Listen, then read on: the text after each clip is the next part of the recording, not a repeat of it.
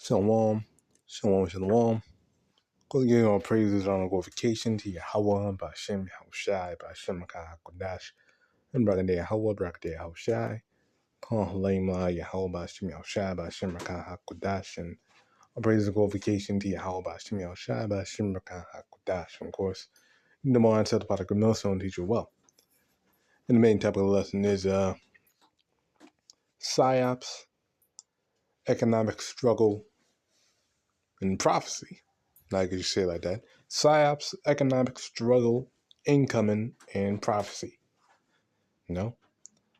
So in terms of Psyop, you got this here. You know. 2 dead, more than a dozen injured in Austin bar, mass deafing. You know? So just today, apparently just today, was it Austin, Texas? Yeah, I'm pretty sure it's Austin, Texas. Yeah, so in Austin, Texas, they had a little pew-pewing that happened over there in the bar, you know? And a lot of people got shot up. Apparently they do have assault rifle. I'm going to play a clip right now so you can hear. And yeah. Area left 3 people dead. Fair use, by the way. 14 others injured, 3 of them in critical condition this morning. Investigators holding a news conference just moments ago. There were indicators that on the subject and in his vehicle that indicate potential nexus to terrorism. It's still too early to make a determination on that. That's why we're investigating it very closely with our partners with Austin Police Department. And for more on this, we're going to bring in ABC's Chief Justice Correspondent Pierre Thomas. Pierre, as we just heard there, the FBI saying that there were indicators of a possible nexus to terrorism. And this comes as we know there is an elevated threat environment and heightened security across the country.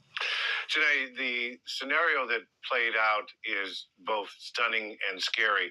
They described the suspect driving up in a large SUV, firing out the window at people on the street, then at some point parking the vehicle, exiting the vehicle, and then continuing to fire his weapon. With so many injured, as you saw, and 3 dead before being killed himself by the police. Obviously, there were things, again, to quote the FBI official, there were things on his person and in his vehicle that point to terrorism. Yep. And also, normally their Ayatollah guy, the Ayatollah, Supreme Leader of Iran, got murked. Taken off the plant, by missile strikes. So, these Ishmaelites, they're gonna be upset. Well, the opposite, they are upset. They're upset right now. So that's why they're lashing out. Great wrath, huh? Because you don't know about Ishmael. Let's get that real quick. Ishmael is described as a wild man. Get that real quick. Read Genesis 16. Here we go. Genesis 16, start verse 12.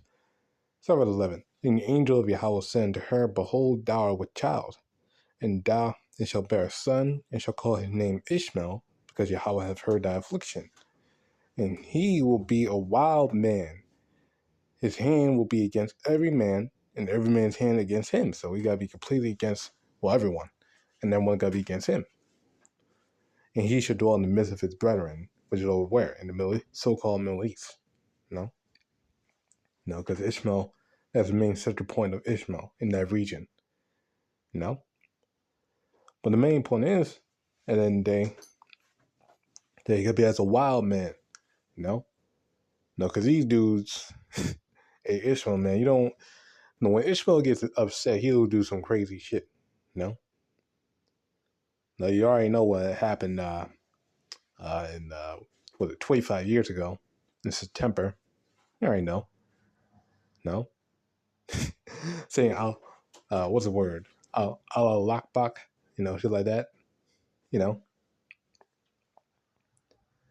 These dudes are wild, to say the least. They're wild, But also it's psychological, it's a psyop or psychological operations.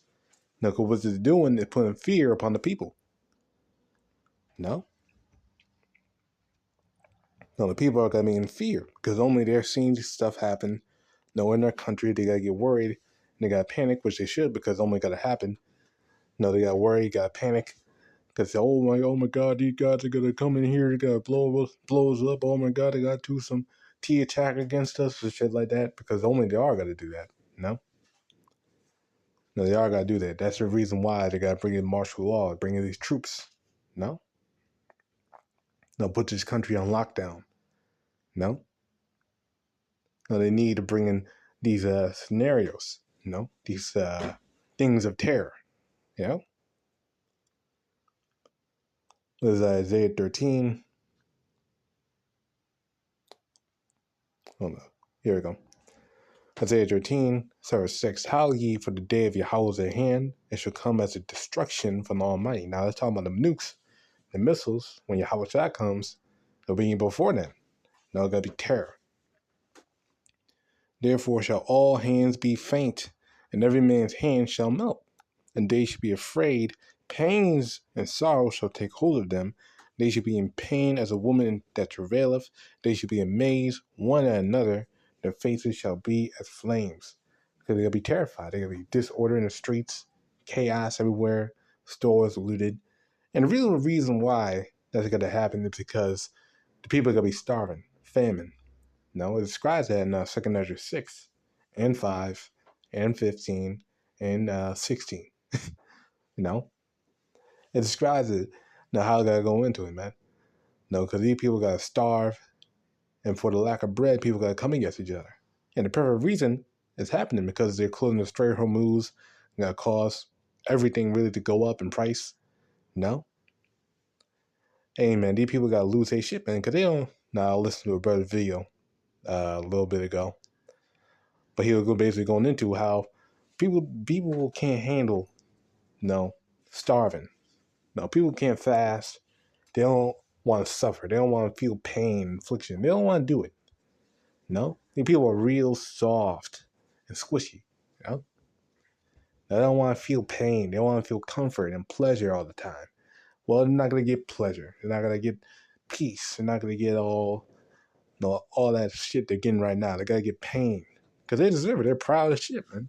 No, they think they're invincible. No. But I said, pain's like a woman, man. So that's how these people gotta be. No, that's how they gotta use these things against them, man. These T attacks, And they gotta use these things against the people to put them in a state of fear. And only reliance on the government, because they gotta say, "Oh, we gotta trust in the government," because they're here for our protection and shit like that. But even then, they don't really trust the government because they realize the government want to take over them. They want to have control of the people and put it into a police state. So all sorts of chaos that gotta happen over here, man. Let's see here. Yeah, here we go. 2nd Ezra 5. And start verse. Let's skip around in this. Yeah, let's skip around in this. 2nd Ezra 5 and 1. Nevertheless, concerning the tokens, behold, the day shall come, the day which dwell upon the earth shall be taken in great number, and the way of truth shall be hidden, and the land shall be barren of faith. So, the truth is going to be hidden in us. We're going to have the truth in us. So we're not going to be preaching at that time. No, we got to be taking out the streets, man, because we got to get that hectic. But the main point is, a great number of people could be taken off the earth. Sent back to the spiritual world. But iniquity shall be increased above that which thou seest, and that thou hast heard long ago. Which we're seeing now. Skip it down to verse 8. There shall be confusion also in many places, and the fire shall be offset out again. The nukes, missiles, even wildfires like last year. Last year, all sorts of wildfires. And the wild beasts shall change their places because of wildfires to cause them to be pushed out in their natural habitat. With this infrastructure, pushing animals out of their natural habitat because only she's getting fucked up.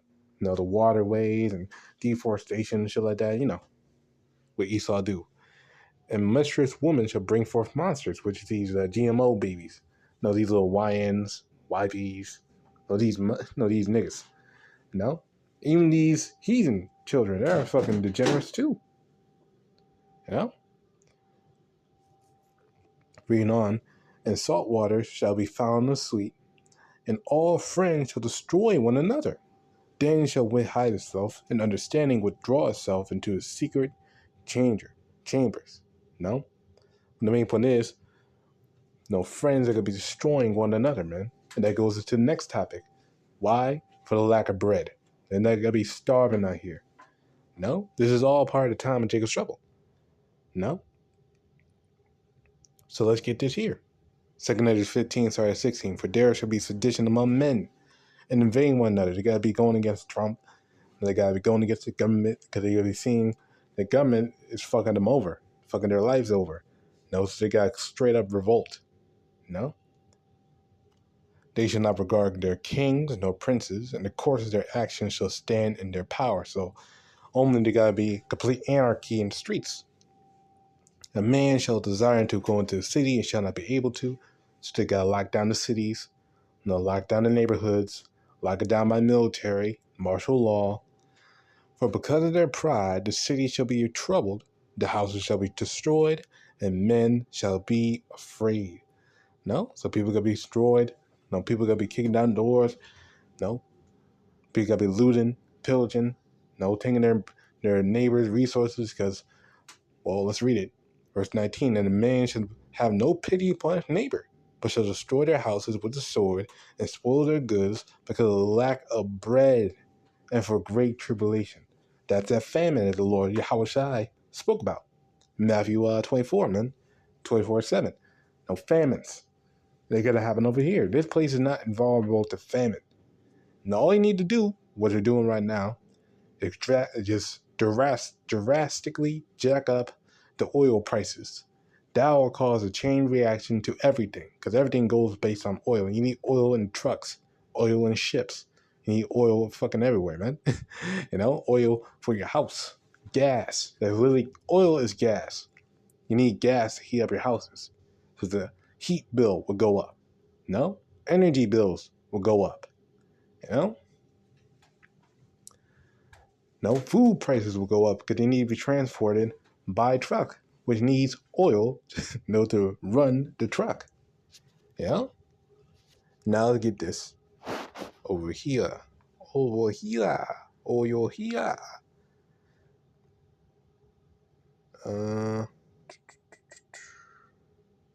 Here we go. Will Iran conflict send oil prices above $100 per barrel? Let me get this shit out of the way. Yeah, here. Oil markets are bracing for sharp price spikes after the U.S. attack on Iran and Tehran retaliation. Iran's role as a major producer matters, but its strategic position is keeping traders on edge. So they're freaking out right now.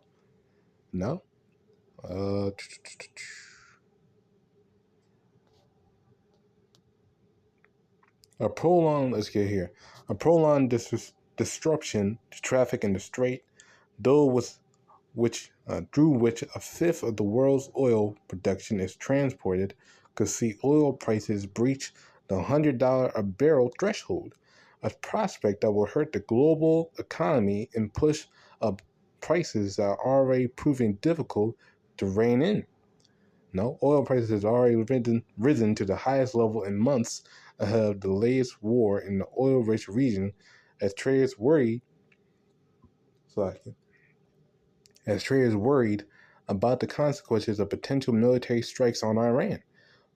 Brent crude rose to around $73 a barrel on Friday, February 27. The OPEC group of oil-producing countries agreed on Sunday to boost production from April in an effort to calm markets. But right now they're freaking out, man. If the conflict is prolonged, and in particular if it affects actual oil supplies due to disruptions to Iranian supply or to Iran attempts to block the Strait of Hormuz, it could cause oil prices to jump perhaps to around $100 per barrel. No? So yeah, man, it's about to get bad out here, man. No? It's gonna get real bad. So yeah, prepare yourself. Get your spirit right. We're about to enter into some tribulation times, I guess. Yes, that's a correct word for it. No, evil times. But lo and edified, go give up praises, honor and glorification to YAHAWASHI, Shabbat Shem QADASH and Shalom.